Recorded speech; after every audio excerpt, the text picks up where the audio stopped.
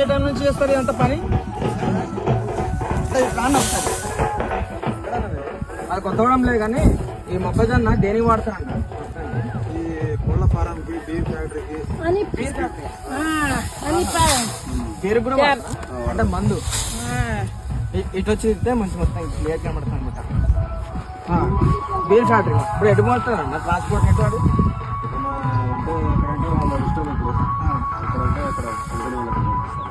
ఏ time నుంచి ఏ time వరకు చేస్తారు ఈ వర్క్ అంతా? మీరు అంటే మీరు ఇప్పుడే చేస్తారా లేకపోతే మార్నింగ్ నుంచి ఈవినింగ్ వరకు ఒక 4-5 చేస్తారా? మన సొంతం కాబట్టి మనం ఇంట్లో ఎంత అంటే ఇద్దరు చేసుకుంటాం, ముగ్గురు అంటే ఇద్దరు చేసుకుంటాం.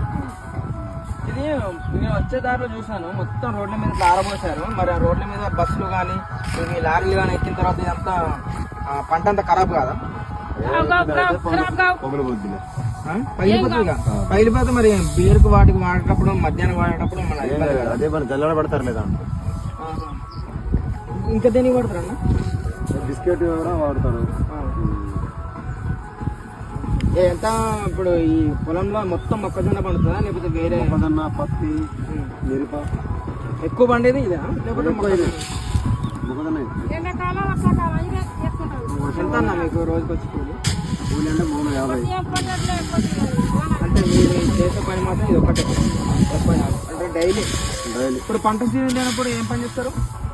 మరుగుల పని పోతాం, ట్రాక్టర్ పని పోతాం. ఇప్పుడు మీరు కౌలు తీసుకున్నారా? అంతేనా? మంచి ఇన్కమ్ ఏడాదికి వచ్చి ఎంత పడుతుంది? అంటే ఇప్పుడు మిరపడి అనేది మొక్కజొన్న చెప్పారు కాబట్టి బరాబర్ లేదు. ఇది ఏ ఊరు? ఎల్లన్న నగర్. మాది భద్రాచలం నుంచి వచ్చినాం. ఓకే అండి, ఎల్లన్న నగర్లో మన మొక్కజొన్న గురించి మాకు ఇప్పటివరకు ఏం తెలియదు.